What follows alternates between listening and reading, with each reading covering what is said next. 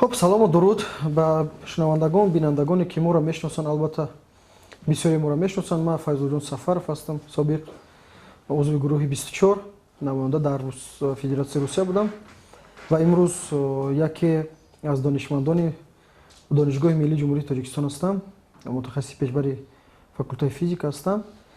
بله، در گذشته طول 4-5 سال ما سیاه میکردیم گپ‌های ناشایسته نسبت وطن مادر.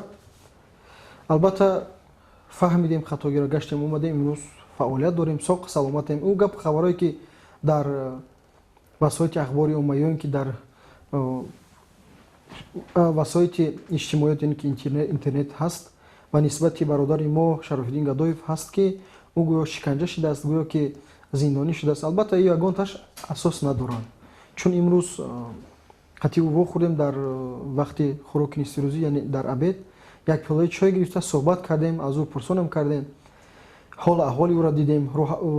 یک روحیه بلندی خوبم دارد. البته امروز دیگه پوشیده نیست. کدامی که در گذشته خطا کرد یا اینکه خطا کرده ایستاده است، بگردیم بیاین وطن آباد کنیم همه کسا، چون وطن وطنی همه ما است و در نزد پدر مادر زن و فرزند بهر آبادی شکوفایی وطن میهنی خود باید بکشیم، نه برای پس زدن و نه برای شان شرف خودمون پایان کردن.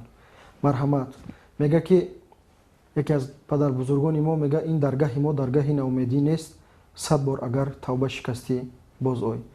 و این گفته های ما صحبت های ما دوام دارد و صحت سلامت سربلند باشید.